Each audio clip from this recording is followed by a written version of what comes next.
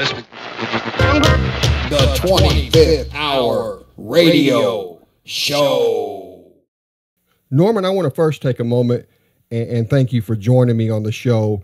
It's a real honor to be able to speak with you today, sir. You're welcome. Norman, outside of your personal circle of family and friends, the whole world associates your name with your music. And before we get into any specifics, what made you decide to pursue music in the first place? Well, when I was very young, I noticed that I had the ability to write. And I liked music growing up, and I found myself, I found it easy for me to write songs rather than long things like books. Mm-hmm. So I listened to the radio a lot, and of course, and then said, well, you know, I'm going to do that. Now, Norman, there's a difference in being a musician / singer-songwriter than being an entertainer. And to get up on stage and actually do both is tough in certain situations. Was it natural for you to perform in front of a crowd of people, or did it take a little getting used to? I had to learn to do that. I was very nervous at first, and as time went on, I sure did loosen up a lot. A lot of people, I mean, you can go one way or the other on that. You either loosen up or you're always uptight. Well, some people, it takes just a few moments to get those jitters to go away. People are really natural at it, and I was a little clumsy. I still feel I'm a little clumsy, but it's okay. I mean, not everybody is a Mick Jagger. So let's talk about the song, Spirit in the Sky.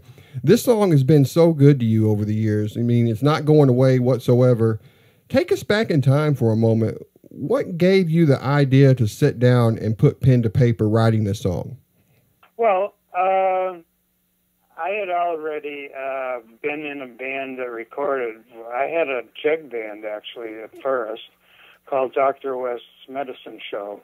Mm-hmm. And we recorded and had a song that made the charts called The Eggplant at H Chicago.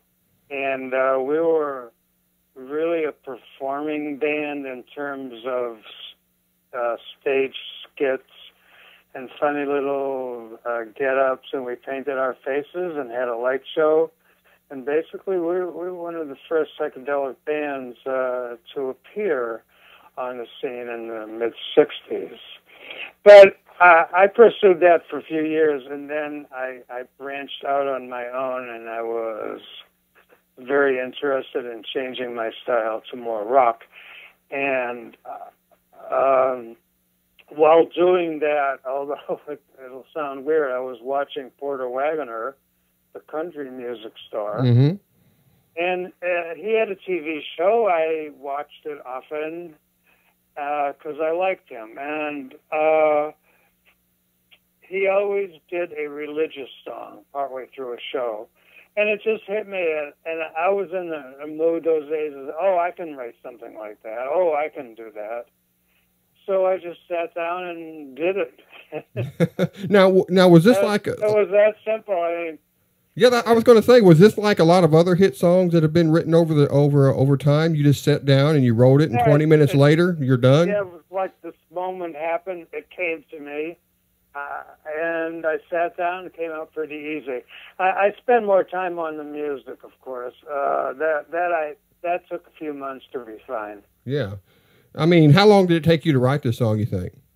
The song itself did for less than an hour. I always say 15 minutes, but somewhere in there. Yeah, it didn't take too long to write the lyrics.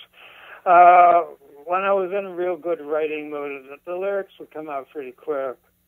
I was young and had I was inspirational in what I did, so I didn't get snagged. I would get an idea, and usually lyrically, I could follow it through quicker. Music, I was a little slower to develop to make sure everything, fit in place and everything. Now, did you know this song had the potential to be a hit as soon as you wrote it? I mean, I've had many musicians tell me, I never would have thought this would have been the song that skyrocketed. I would have thought maybe this would have been the song. I mean, did you know, or were you surprised? Well, when we were rehearsing,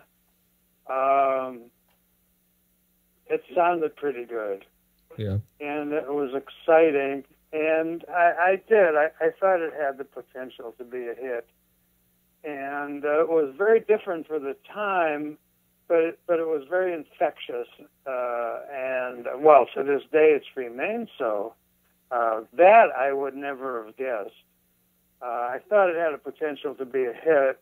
I didn't think it would be a hit for 45 years.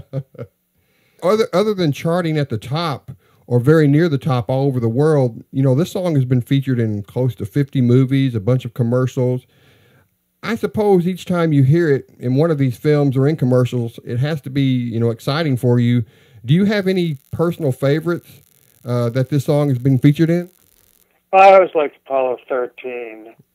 I thought that was pretty neat. And the commercial with Tiger Woods hitting the golf ball off the moon was pretty good. Now, do you know they're going to do this? I mean, do they come to you and do they have to ask your permission to do this now? I'm in partnership with my publisher, and they do come to us and say they have a particular idea. We have the ability to decline if we think it's not in good taste, and of course there's always monetary considerations too. So it's a process that we make decisions on, but there sure has been mostly good ones. Yeah, and they've done. The various people have always done a really great job. Now, I've seen in other interviews, and the interviewers have used the term one-hit wonder when talking about you and your music. Does that term bother you when people use it? Well, it used to at the beginning because it kind of wrecked my career to some extent, and it was difficult for me to follow up big time because the song was such a hit and it had so much meaning and it had so much power to it. Whatever I did after that it didn't have the same impact to the record label or to the public. So they started to call me a one-hit wonder, and it bothered me that that was happening because, of course, you always think you're not. Yeah. And but over the years, I came to relish it. Yeah, most people don't even have one hit, right? Well, I mean, just to be in a band is cool, and then to have a gig is cool, and then, you know, and then to have a groupie is cool, and then you make a record, that's really cool. Yeah. And if it gets promoted and you actually start to sell some, that's really cool.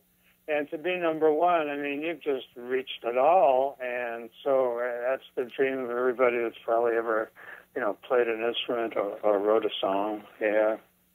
You know, this song is proof on how one small thing can affect people in such a huge way. And before we start to wrap things up, I have to ask you, do you ever get people telling you that this is a song they want to hear when leaving this life and maybe entering the next? Absolutely.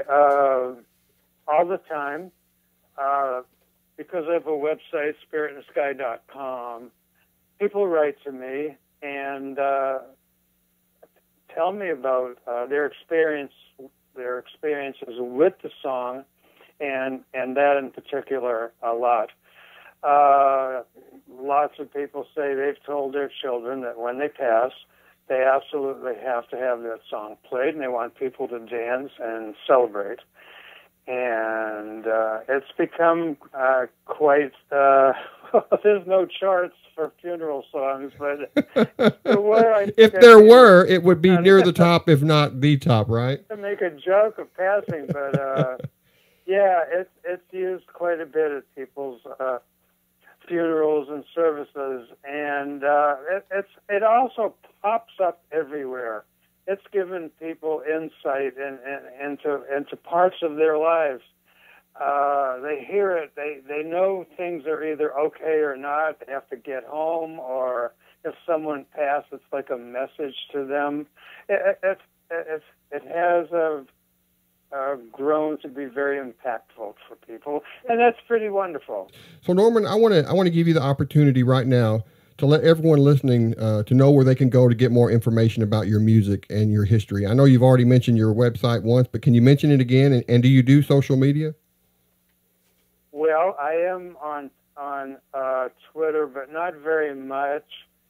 I am on Facebook, and also I have a website called spiritonthesky.com, and there is a little box there where it says Write Norman, and I get all the email, and I try my best to answer as many as I can.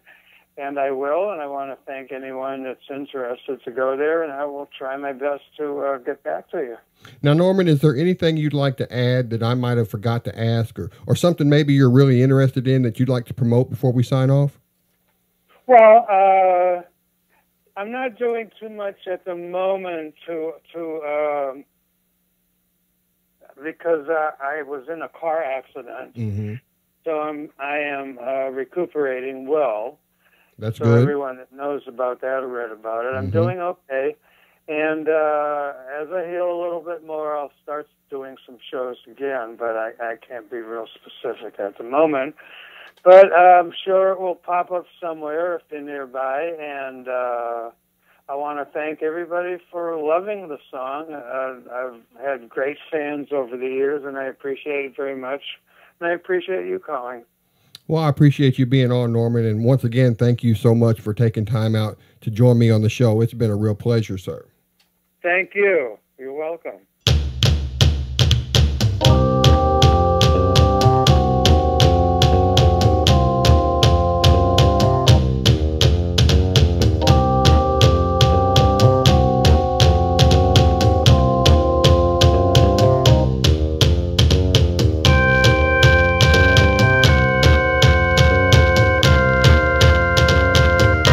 The 25th Hour Radio Show.